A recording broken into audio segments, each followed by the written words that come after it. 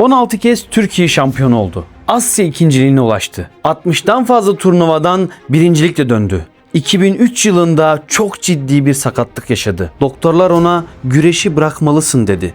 O ise bırakmak bir yana sakat halde sert antrenmanlara ve müsabakalara devam etti. Asla vazgeçmedi. Ömer Usta Ömer'i bütün bunlara rağmen ayakta tutan yalnızca fiziksel gücü ve disiplini değildi. Çünkü bu sıra dışı hikaye çocukken ettiği bir dua ile başlamıştı.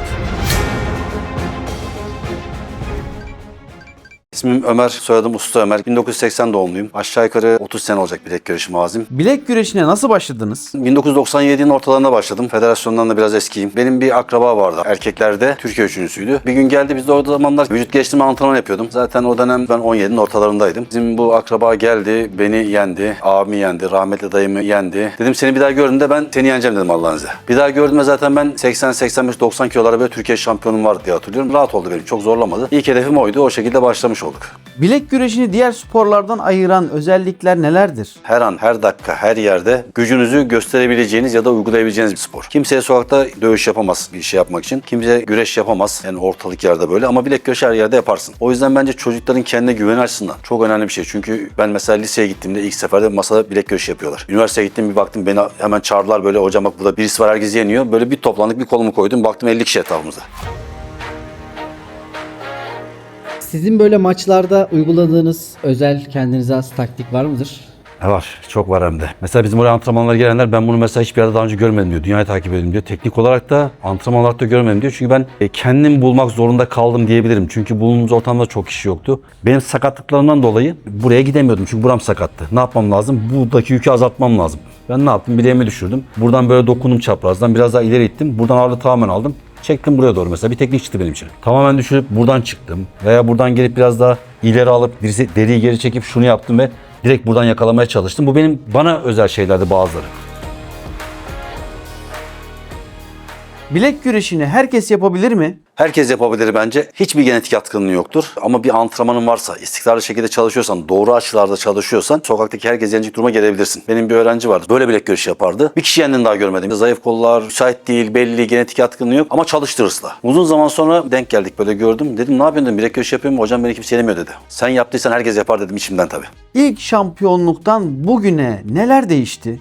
İlk seferde şampiyonluk tabii ki çok daha özel oluyor. Yani hiçbirine benzemiyor. Çünkü ilk defa hayatınıza bir şey katıyorsunuz. Farklı bir değer katıyorsunuz. 2 oldu, sonra tamam gene aynı. 3, 4, 5 baktım sonra kimse ciddiye almaya başladı. Yani alacaksanız bir iki şampiyonu yeter. Sonra kıymeti kalmıyor diyelim. İlk olduğunda 99 yılındaydı. Çok beklemiyordum ama enteresan bir şekilde çalışmanın sonunda bir karşılık olur ya, böyle hani emek harcarsınız. Ben de çok ciddi bir süreçten geçtim. Çok ciddi antrenmanlar yapıyordum. Bilinçsizce. Yani böyle kontrollü bilerek bir şey yapmıyorduk.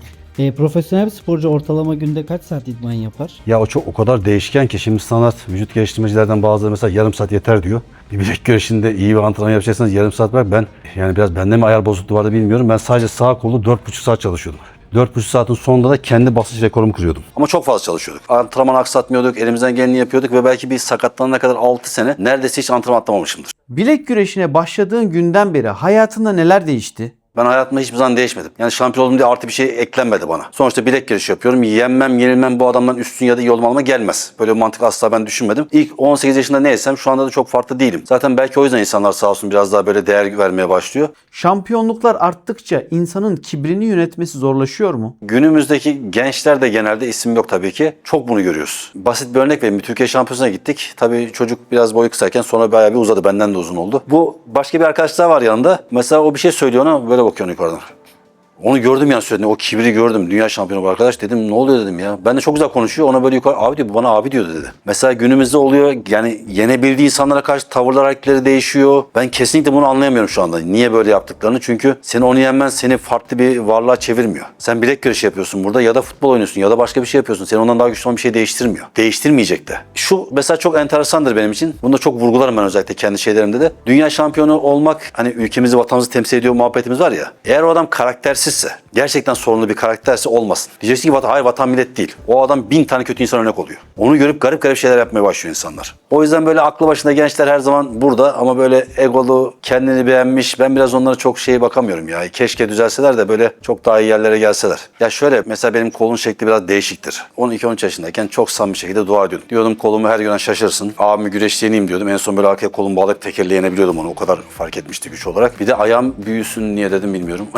Ayağım 48-48,5 aralığında. Ayakkabının kalıbı biraz değişsin 49-50'lere de çıkıyor. Yani onu mesela çözemedim niye öyle oldu ama hani diğerleri böyle sonuçta ben de bir yandan elimden geleni yaptım. Allah bir şey nasip edecekse elinden geleni yapman lazım, çalışman lazım. Ama dedim ki ayak niye büyüdü onu bilmiyorum. Bilek güreşi maçı öncesinde ettiğiniz bir dua var mı? Türkiye Şampiyonası'ndan önce benim kolum çok ciddi sakattı. Çok ciddi sakat böyle. Şöyle dokunamadığım bir zamana geldi. Hatta ilk sakatlandığım birkaç sene sonrasıydı. Şöyle dokunamıyordum. O gün kalktım sabah namazına dedim hani çok samimi şekilde kolum acımasın dedim. Çünkü çok emek harcadım. Samimi dua ettim orada ciddi şekilde. O gün garip bir şekilde böyle sikletimde dünya ikincisi var, Avrupa üçüncüsü var, Türkiye şampiyonları var. Hepsini geçtim rahat bir şekilde. Sağ kolda bu çok sakat olan yerde, solda çok rahat birinci oldum. Çok ciddi sakat olan yerde bileğim düştü ama acımadı. Benim buram çok kötü acıması lazım böyle. Burada bileğim düşükken o bastı ben bastım. Dünya ikincisi abimiz vardı. Onunla savaş vererek onu yendim orada. Sol bir attı benim için hepsinde karşı. Çünkü o sakat değildi. Uluslararası başarınız var mı? Katıldım. Dünyada 5. oldum ama daha yeni kol sakat zamanında gittim. Yani ondan önce Litvanya'ya gittik. Litvanya Avrupa Şampiyonası'nda. Tabii o zaman şimdiki gibi değil. Şimdi yüzlerce insan yarışıyor. Gençlere bir bakıyorsun bir 100-150 tane genç gitmiş oraya. Biz gidiyorduk kimse yok yanımızda. 20 yaşında falansın, 20 yaşındasın. Heyecandan ayakta duramıyorsun. Benim çok iyi hatırlıyorum Litvanya Avrupa Şampiyonası. Oturuyorum. İsmim okundu. Ülkeni temsil edeceksin. Böyle yaptım.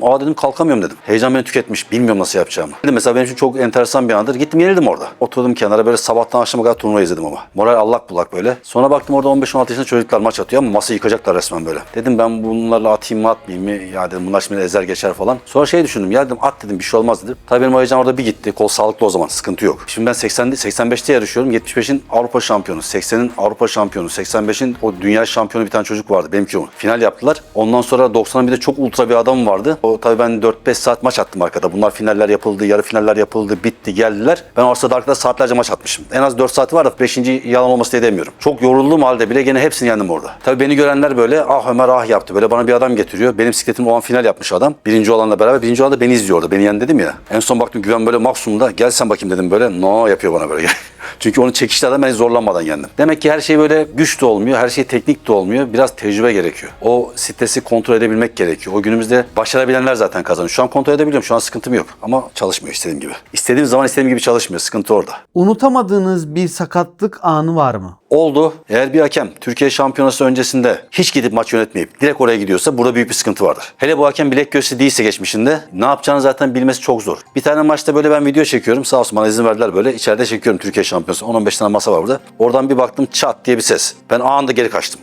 Yani hiç gitmedim bile oraya. Anında geri kaçtım. Hayatta bakamam öyle şeylere. Ama niye oluyor? Bilek göğsü sakat bir spor mu? Değil. Ben sizi durdurdum ya mesela. Buraya geldiğinde bu omuz, buradan buraya geçtiğinde bir ufaktan deneyebilir herkes. Bak hemen şu an pazı kemiğim acımaya başladı. Şurada bir acımaya başladı. O yüzden biraz da işin kuralları var. Onları bilmeden çok fazla girmemek gerekiyor bence. Sen burada basarken, karşı taraf basarken bu taraf şimdi gitmiyor. Böyle yapmaya başlıyor. Omuzu sokmaya başlıyor içeri. Ya da kanat aralığı açık. Böyle olmaya başlıyor. Bu sakatlayacak onu kesin. Sakatlamasa bile günlerce ağrı. Halkalı tarafında bir tane etkinlik yapıldı. Ben mesela atıyorum şu mesafedeyim. Uzaktan bakıyorum çocuklar arka tarafta maç atıyor. Etkinlik bitmiş. Durdu böyle şu omuzu sokmaya başladı.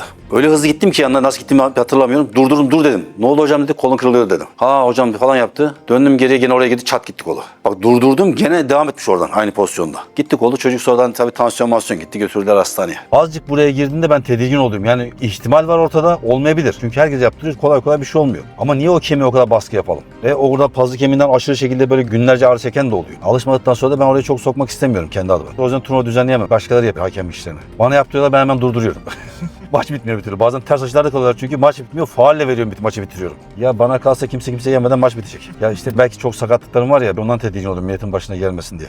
Ben 2003 yılında ilk sakatlığımı yaşadım. Pendik'e gittik biz. Orada birçok milli takım sporcusunun dünya şampiyonu olduğu bir yerde. Orada bana şey dediler. Form durumuna göre Türkiye'deki en güçlü adam bir isim verdiler. İsim önemli değil şu anda. Orada işte kolum çok acıyordu. Otobüste bayağı bir ısıttım kolumu. Ciddi şekilde ısıttım. Kendine gelmiyor. Değişik bir ağrı vardı içinde. Bilmiyorum neden olduğu, nasıl oldu. Orada da işte o abimizle attım. Ben Allah'ın izniyle rahat yendim onu. Hatta çok rahat yendim böyle. Acayip morali bozuldu. Kenara çekildi. Bizden de büyüktü şimdi. Adama saygısızlık yapamazsın. Bayağı bekledi orada. Şöyle duruyor böyle bekliyor. Ben de bu yana kolumu tutuyorum. Ne oldu kolumu diyorum. Allah Allah diyorum. Yani niye bu kolum acıyor benim? Sakatlık yok. Ondan sonra Ömer dedi bir daha atalım dedi. Abi dedim benim kolum çok kötü dedim şu an. Bilmiyorum niye böyle. Dedim neyse kırmayayım abi dedim böyle. Hayatımın en büyük yanlışı oydu. Orada bıraksaydım belki birkaç gün sonra kendine gelecekti. Ben belki bir sürü şampiyonluk kazanacaktım. Çünkü bu dünya şampiyonası birkaç hafta önceydi. Orada yapınca da bastık. Benim buramdan böyle çat çat çat yaptı dedim. Hatta çıktım gittim içeri böyle yıkıyorum bir şeyler yapıyorum. Ne oldu bana diyorum. Bir abimiz vardı orada. Kolun kırılsa da bırakma falan filan böyle. Sonra söyledim abi bak böyle demiştin diyor dedim ona. Ben ne bileyim sakatlandı ciddi şekilde demedi bana. Ondan sonra işte dünya şampiyonasına gittim. Yani tecrübeyle, teknikle biraz da kandıra 5. oldum yanlışlıkla. Sakatlık sonrası sizi ayakta tutan şey ne oldu? Ben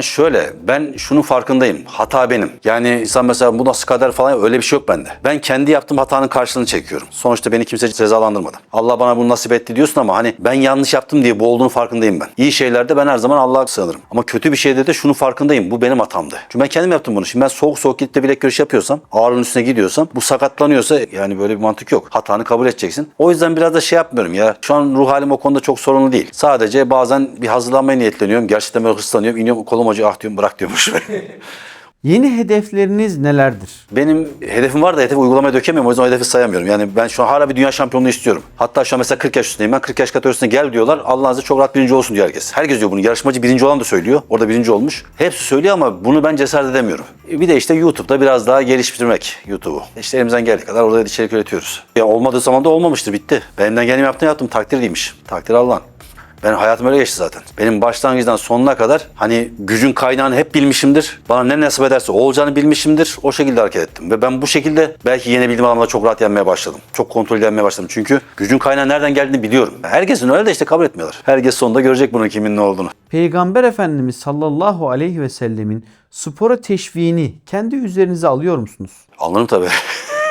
Alınmak lazım zaten çünkü sonuçta ne niyetle yaptığın da önemli, niye yaptığın çok önemli ama o tarafı hiçbir zaman göz ardı etmemek lazım bence. Ben birilerinden güçlü olayım diye yapmıyorum bir kere. Böyle hani egolarımı tatmin edeyim diye hiç yapmadım. Seviyorum bu işi ama bana sorarsan Müslüman insan güçlü olmak zorunda ya. Yani gerçekten güçlü olmak zorunda. Karşı taraftaki insan mesela Türk'ün gücü diyoruz. Türk Müslüman gücü inanılmaz önemli bence. Türk'ün gücü çok önemli de Türk Müslüman daha da önemli. Çünkü bende ikisi de var şu anda. İkisi de olmak zorunda. Şimdi siz yurt dışına gidiyorsunuz, ülkenizi temsil ediyorsunuz. Gidip yenip geliyorsunuz. Bu adam sadece Türk demiyor. Sen Türksün ve Müslümansın diyor sana. Yenildiğinde ben Müslümanı yendim diyor bazen. Diyor yani duyuyoruz o tarz şeyleri. Türk'ü diyor, Müslümanı diyor. Yani iki taraftan da böyle sıkı sıkı sarılmak lazım. Tabii yani bizim mesela maça çıkıp da böyle orada hani Allahu Ekber bağıran çok kişi görürsün. Bayrağı alır buraya bağırır.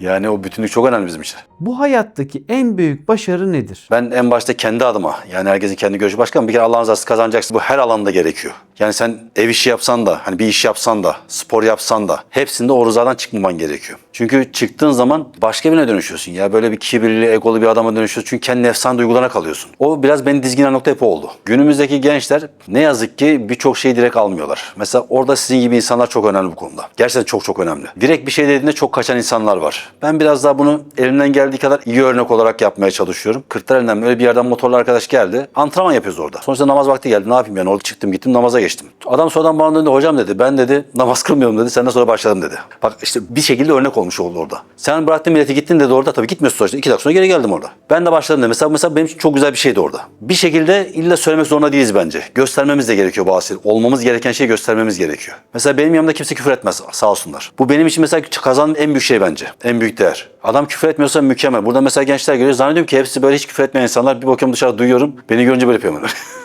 Sağ olsun o değeri veriyorlar. Teşekkür ediyorum hepsine. Hayalhanem hakkında ne düşünüyorsunuz?